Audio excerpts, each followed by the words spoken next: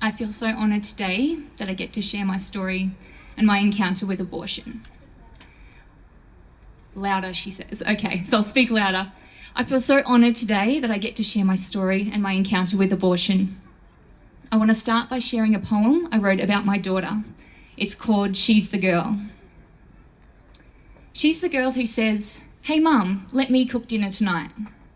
The girl who taught herself how to play violin, ukulele, guitar and sing, and almost brings me to tears with the ability I never knew she had. She's the girl who I'm sure is part mermaid and loves the ocean and looks free and so at home in the water. She's the girl who grabs her surfboard, paddles out the back between sets and drops in on monster sets that make me shiver. She even calls me a wuss when I refuse to follow out fearlessly behind her. She's the one who loves a good silly selfie with her mum, makes funny videos and is a total expert at Snapchat. She's the girl who lets me wake her up early, before school, just so we can have a brekkie beach date. She's the girl who has a wicked sense of humour, always looks for the good and is so very kind and courageous. She's the kind of girl who loves snuggling up watching Seinfeld with me just because she knows it's my favourite. She's the girl who knows more about any animal that I know and spends her spare time researching weird and wonderful animal facts just so she can share her passion with others. She's a girl who cares deeply about the earth and will pick up any rubbish she sees all on her own volition. What 13-year-old girl does that? She's the girl with twinkly eyes that make it look like her whole body is smiling, and oh man, does she have an epic smile. She's the girl who wants to make a difference in the world around her, and I know one day she will be a mega world changer. The girl with so much wisdom in such a young body and inspires me to be a better person every single day. But she's the girl who almost never existed. She's the girl I thought I would be better to be rid of. The girl I was encouraged to terminate because my life would be better the way without her. She's the girl I was so close to giving up on. She's the girl that other people thought would be such a burden in my life, but she's been nothing but a blessing. She's the girl who turned my upside down, out of control world right side up and made me a better person. The girl who I feel so grateful for every single day and grateful that I get to be her mum. Me. I get to be her mum. She's the girl who I just love to be around at times, and when I'm sitting close to her, it brings me so close to tears every time I think about how close I was to not having her in my life and how close I was to choosing to end her little life before it had even begun. She's the girl where there aren't words to describe the depth of love I have for her. The girl I cannot imagine my life without. She's my girl. She's Katie. When I found out I was pregnant at 16, it wasn't exactly how I expected to finish my final year of high school. Shock, fear, panic and shame gripped me. This couldn't be happening. I'd only been with my boyfriend for 4 months. The few people I had told that I was pregnant encouraged me that abortion was the best option. My boyfriend, his parents, my closest girlfriends, and the school nurse. So I looked up a few places online, booked in the one that could fit me in the soonest.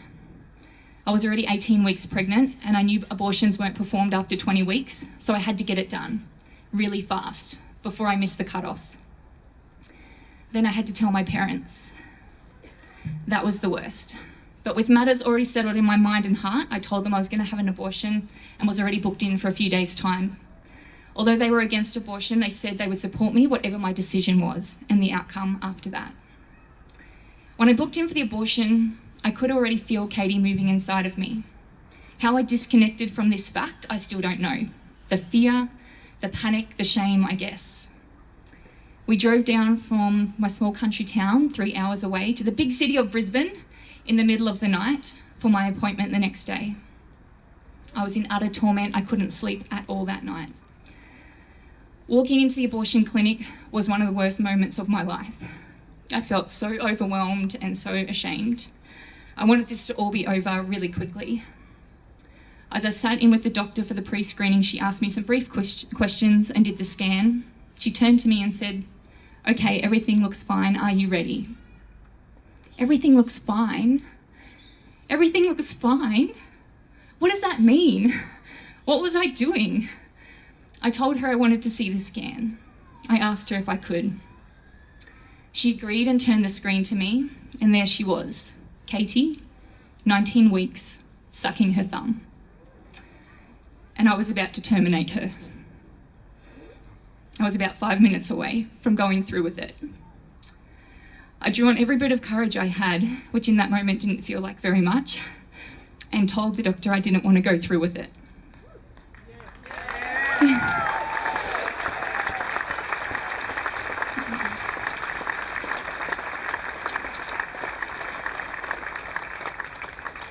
To say that things were easy from that moment onwards would be telling a lie, but the huge wave of peace in the depths of my being far outweighed the challenges.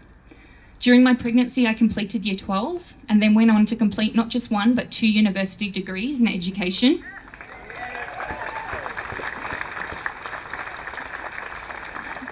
I also have numerous other vocational qualifications in health and fitness, and at the moment I have my own health and wellness business.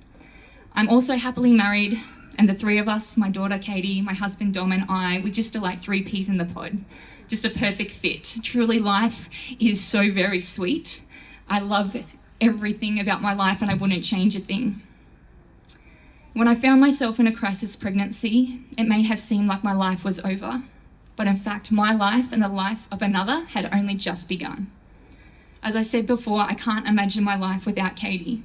And when I do, when I think back to how close I was to ending her life and not having her, it brings me to tears.